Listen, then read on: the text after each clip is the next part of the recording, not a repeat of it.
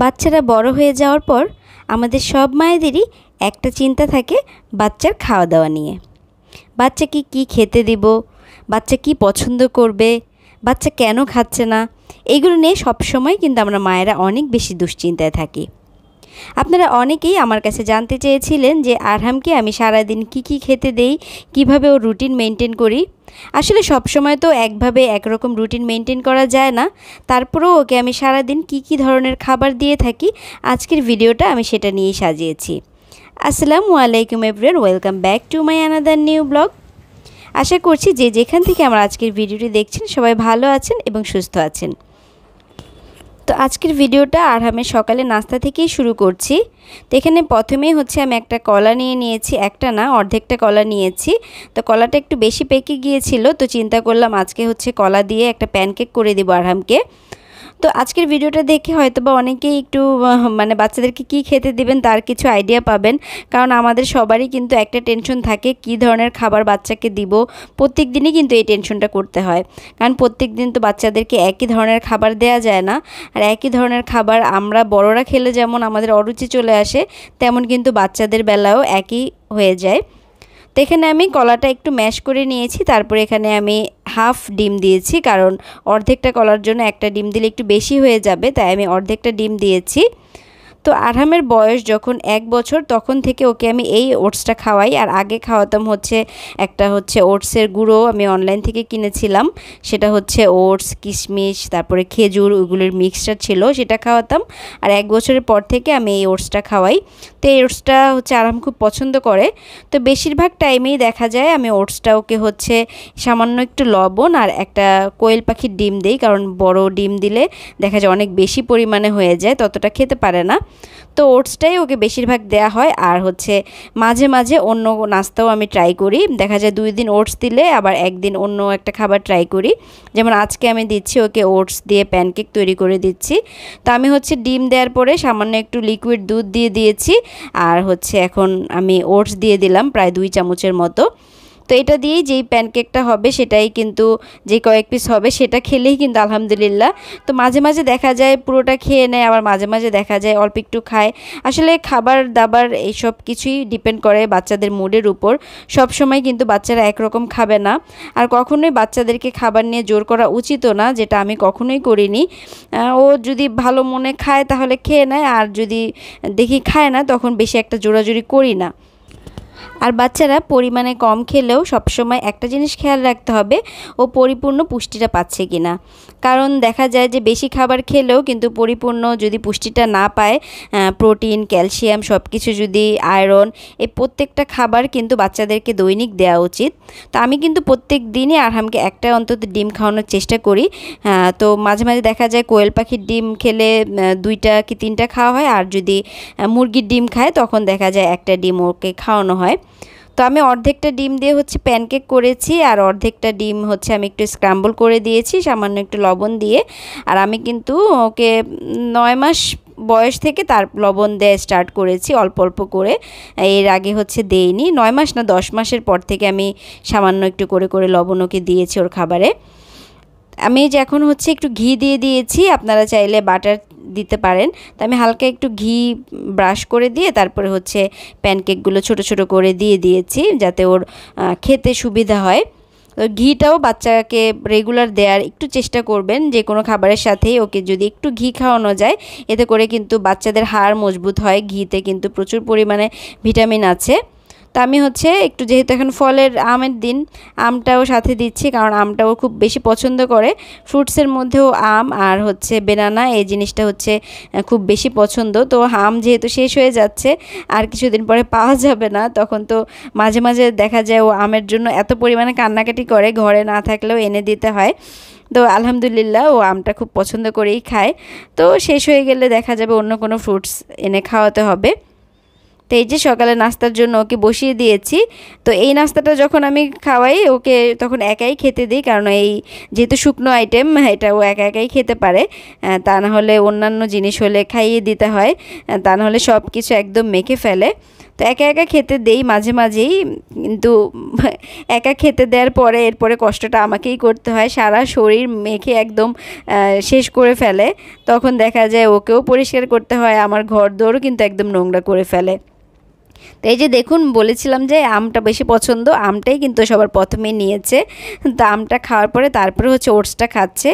আর যেহেতু ব্যানানা দিয়ে তৈরি করেছি, আমি কিন্তু এখানে কোনো প্রকার চিনি ইউজ করিনি। চিনিটা বাচ্চাদেরকে যতটুকু কম খাওয়ানো যায় সেটাই চেষ্টা করবেন, কারণ চিনি সবসময় বেশি খাওয়ানো উচিত না, এতে করে বাচ্চাদের দাঁতের ক্ষতিও হতে পারে এবং কৃমির সমস্যাও হতে পারে। তো আরেকটা নাস্তার আইডিয়া আপনাদের সাথে শেয়ার করছি। আরহামকে আমি এখন খাওয়াই একটু সিদ্ধ আটার মানে নরম রুটি, আর হচ্ছে একটু আলু ভাজি করেছি, একটু ঝাল কম দিয়ে আলু ভাজিটা করেছি। আর এখানে অর্ধেকটা ডিম নিয়েছি, ডিমটাকেও ছোট ছোট করে কেটে দিয়েছি। এটাও আরহাম এখন খুব পছন্দ করে। আলু ভাজিটা যদি একটু ভিজা ভিজা করে করা হয় আর রুটিটা একটু নরম থাকলে ওকে খাওয়াতে খুব সুবিধা হয়। ছোট ছোট করে একটু রুটি, একটু আলু ভাজি, একটু ডিম দিলেই কিন্তু সুন্দর খেয়ে নেয়। তো সব সময় মানে পুরোটা খায়ও না, এখানে যতটুকু নিয়েছি হয়তো বা অর্ধেক খাবে, মাঝে মাঝে তার চেয়েও কম খায়, তারপরেও যতটুকু খায় আলহামদুলিল্লাহ। তারপরে হচ্ছে এখন দুপুরের রান্নার একটা রেসিপি শেয়ার করব। তো আমি চিকেন রান্না তো মোটামুটি সবাই করতে পারে, তো আজকে ভাবলাম যে একটু ফিশ রান্না করে আপনাদের সাথে শেয়ার করি ফিশটা আমি আরহামকে কীভাবে খাওয়াই। আর মাছ খাওয়ানোটা বাচ্চাদেরকে কিন্তু সবচেয়ে বেশি জরুরি, ডাক্তাররা কিন্তু সবসময় বলে মাছে ওমেগা 3, যেটা বাচ্চাদের শরীরের জন্য খুবই ভালো। আর দেশি মাছ হলে তো আরও বেশি ভালো। তো আমি আজকে কাতলা মাছ নিয়েছি। কাতলা মাছের পেটের পিসগুলো আমি আরহামের জন্য আলাদা করে রাখি, কারণ এটা কাটা বাছতে সুবিধা হয়।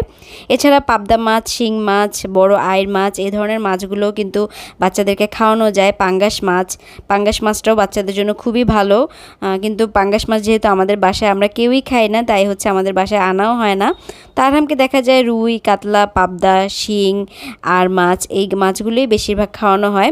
তো শিং মাছটা হচ্ছে বেশি খাওয়াই আমি, আমার আম্মু হচ্ছে কিনে দিয়ে যায়, কারণ আরহামে একটু আয়রনের ঘাটতি আছে, হিমোগ্লোবিন কম আছে, তাই হচ্ছে শিং মাছই কিন্তু আয়রনের ঘাটতি পূরণ করতে সহায়তা করে, শরীরে রক্ত বৃদ্ধি করে। তো শিং মাছটাও আমি প্রায় সময়ই আরহামকে রান্না করে দেই। তো আজকে হচ্ছে আমি ধুন্দুল আর আলু নিয়েছি মাছটা রান্না করার জন্য। তো এখানে হচ্ছে তেলের মধ্যে পেঁয়াজ, আদা রসুন বাটা, একটু হলুদের গুঁড়া, মরিচের গুঁড়া, ধনিয়ার গুঁড়া, আসলে আমরা বড়রা যেভাবে রান্না করি ঠিক সেভাবেই আরহামের রান্নাটা করি, শুধু হচ্ছে আমি মরিচের গুঁড়ো দেই না, আর মশলার পরিমাণটা একটু কম দিই, তেল মশলার পরিমাণটা। তো আরহামের যে তরকারিটা রান্না করি, যদি দেখি যে আমার কাছে টেস্ট না লাগে, সেদিন আরহামের কাছেও টেস্ট লাগে না। তো আমার কাছে টেস্ট যখন লাগে তখন বুঝি যে আরহামের কাছেও মজা লাগবে। তো এভাবেই রান্না করি, একটু ঝাল কম দিয়ে। মাঝে মাঝে দেখা যায় যে একটা কাঁচামরিচ হয়তো বা দিয়ে দিই, এই কাঁচামরিচেও তো ভিটামিন সি আছে, তো একটু একটু ঝাল খেলে কিন্তু ভালো। ভবিষ্যতে হচ্ছে আমাদের রান্না করা তরকারিটাকেও কিন্তু আরহামকে দিতে পারবো।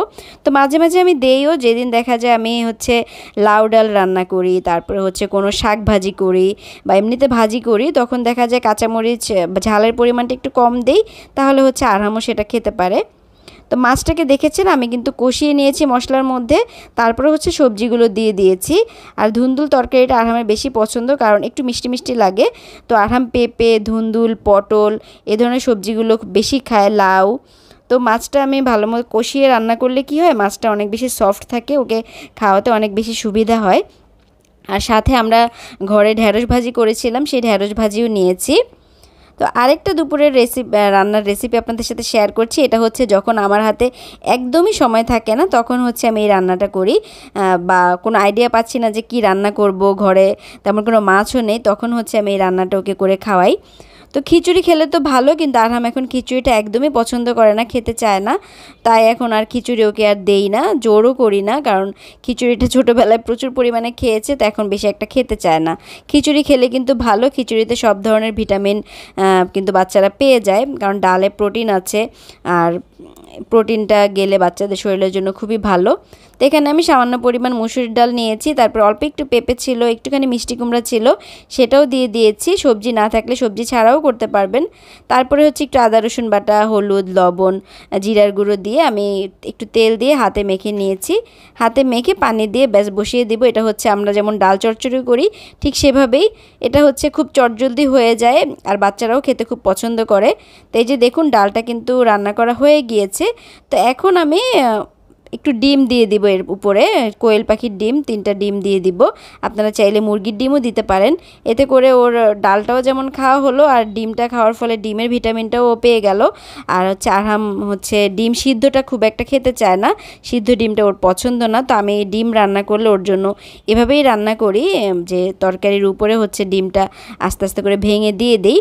কারণ সিদ্ধ ডিমটা খেতে গেলে কি হয়, মাঝে মাঝে গলায় কুসুমটা আটকে যায়, তাই ও খুব একটা পছন্দ করে না। তো এইভাবে রান্না করলে তো বুঝতে পারে না, তখন খেয়ে নেয়।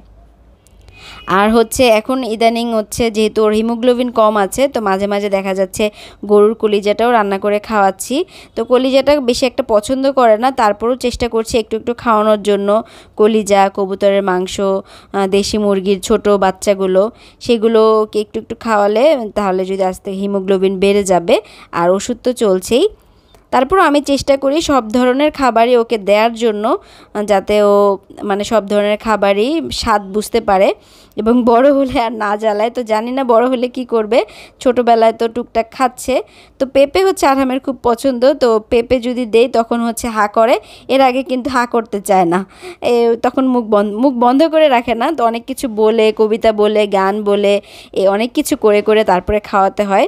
তো চেয়ারে বসিয়ে খাওয়ালে একটা সুবিধা কি, ও কোনো দিকে দৌড় দিতে পারে না। আর এমনিতে খেতে থাকলে দেখা যায় দৌড়ে বারান্দায় চলে যাচ্ছে, এখানে ওখানে চলে যাচ্ছে, তাই চেয়ারটা কিন্তু অনেক বেশি সুবিধা। তা আপনাদের যাদের ছোট বাচ্চা আছে আপনারাও চাইলে এই চেয়ারগুলো কিনে নিতে পারেন, বাচ্চাদের খাওয়াতে অনেকটা হেল্প হয়। তারপরে হচ্ছে চলে আসছি বিকালের নাস্তায়। দুপুরের যে রান্নাগুলো দেখেছি আমি হচ্ছে সেম এই খাবারটাই হচ্ছে ওকে রাতেও দেই, মাঝে মাঝে দেখা যায় যে হয়তো বা রাতে অন্য কিছু করি। তো এখন বিকালের নাস্তার জন্য আমিও নিয়েছি হচ্ছে এখানে চিড়া ভিজিয়ে রেখেছিলাম, চিড়া নিয়েছি আর নিয়েছি দই। তো আজকে দইটা যেহেতু মিষ্টির দই, তাই আর চিনি দেওয়া লাগেনি। যদি টক দই হতো আমি সামান্য পরিমাণে একটু চিনি দিতাম। তো ব্যাস ওইটাই হচ্ছে মানে ঝটপট বিকালের নাস্তায় কিন্তু হয়ে গেছে। দইটা খাওয়ার কিন্তু বাচ্চাদের জন্য অনেক বেশি উপকারী। আর আরহামের বয়স যেহেতু এখন 21 মাস, তো এই বয়সের বাচ্চারা কিন্তু অনেক বেশি চঞ্চল হয়। তাই আমি সবসময় চেষ্টা করি যে খাবারটা দেই ওই খাবারটা যাতে একটু পরিপূর্ণ পুষ্টি সমৃদ্ধ হয়, সব ধরনের পুষ্টি যাতে থাকে, প্রোটিন, ক্যালসিয়াম, আয়রন, সব ধরনের খাবার প্রত্যেক দিনই যাতে ও একটু একটু করে পায় সেই দিকে খেয়াল রাখি। আর বিকালের নাস্তায় অনেক সময় দেখা যায় আমি নুডলস, পাস্তা, স্যুপ, তারপরে সুজির হালুয়া বিভিন্ন সময় বিভিন্ন রকম করি। আমের দিন যেহেতু এখন ছিল, তো মাঝে মাঝে দেখা যেত মুড়ি দিয়ে আম দিয়েও আমি ওকে দিতাম। এই মুড়ি দিয়ে আম দিয়ে সকালেও ওকে অনেকবার খাইয়েছি, চিড়া দিয়ে খাইয়েছি। আসলে আমের দিন মানে থাকলে অনেক বেশি সুবিধা, কারণ আম দিয়ে অনেক রকমের রেসিপি করে খাওয়ানো যায় আর খুব চটজলদিও করা যায়। আর আজকের ভিডিওটা কিন্তু আমি কয়েকদিনে শ্যুট করেছি, কারণ এক এক দিন এক একটা রান্না করেছি আর আপনাদের জন্য ভিডিও নিয়েছি। আশা করছি আপনারা অনেক উপকৃত হবেন, আপনাদের যাদের ছোট বেবি আছে আপনারাও আইডিয়া পেয়ে যাবেন। তো আজকে বিকেলে আমি হচ্ছে ওকে পাস্তা দিচ্ছি। তো পাস্তার সাথে আমি টমেটো আর গাজরও সিদ্ধ করেছি। তো টমেটো আর গাজরটা হচ্ছে আমি ব্লেন্ড করে নিয়েছি আর সামান্য একটু চিকেনও দিয়েছি। চিকেনটা ও খেলে প্রোটিনটাও যাবে ওর পেটে, আর পাস্তাটা খেলে ভরপুর পেট ভরে যাবে। তো এই রেসিপিটা আমি মাঝে মাঝে ওকে রাতের ডিনারেও দেই, তো আজকে হচ্ছে বিকেলেই করে দিচ্ছি। আর টমেটো আর গাজরটা দেওয়ার ফলে এর টেস্টটা অনেক বেশি ভালো হয়। আপনারা বড়রাও কিন্তু এটা খেয়ে দেখতে পারেন, অনেক বেশি মজার হয় কিন্তু এই পাস্তাটা। তো বড়রা খেলে অবশ্যই একটু ঝাল দিবেন, তা নাহলে ভালো লাগবে না। যেহেতু আরহাম খাবে তাই আমি আর ঝাল দেইনি। তো এখানে হচ্ছে আমি চিকেনটা হালকা একটু গোলমরিচ আর লবণ দিয়ে ভেজে নিয়েছি, আর টমেটো আর গাজরের পেস্টটা দেওয়ার পরে আমি একটু লবণ আর সামান্য একটু চিনি দিয়েছি। আপনারা চাইলে টমেটো কেচাপ দিয়েও এই পাস্তাটা করতে পারেন, তবে গাজর আর টমেটোটা দেওয়ার ফলে গাজরের পুষ্টিটাও কিন্তু ও পাচ্ছে। ব্রকলির দিন থাকলে ব্রকলিও দেওয়া যায়। তো নামানোর আগে আমি হচ্ছে একটু চিজ দিয়ে দিয়েছি, চেডার চিজ। আপনারা যদি বাচ্চাদের কোনো অ্যালার্জি না থাকে চিজে, আপনারাও একটু চিজ ইউজ করবেন, তাহলে টেস্টটা অনেক বেশি ভালো হবে। তো আরহামের খুবই পছন্দ এই পাস্তাটা, একটু মাখা মাখা থাকে, খেতে অনেক বেশি সুবিধা হয়। আপনারাও ট্রাই করে দেখতে পারেন। তো আজকের ভিডিওটা আশা করছি আপনাদের সবার কাছে ভালো লেগেছে, একটু হলেও আপনারা উপকৃত হবেন। যারা ছোট বাচ্চার মায়েরা আছেন একটু হলেও নতুন কিছুর আইডিয়া পাবেন। আরও নতুন কিছু যদি দেখতে চান অবশ্যই আমাকে কমেন্ট করে জানাবেন, আমি যথাসাধ্য চেষ্টা করব আপনাদের কমেন্ট অনুযায়ী ভিডিও তৈরি করার। আপনাদের একটু হলেও যদি উপকারে আসে আমার ভিডিও, তাহলেই আমি নিজেকে সার্থক মনে করব। তো আজকের মতো বিদায় নিচ্ছি, সবাই ভালো থাকবেন, সুস্থ থাকবেন। আল্লাহ হাফেজ, আসসালামু আলাইকুম।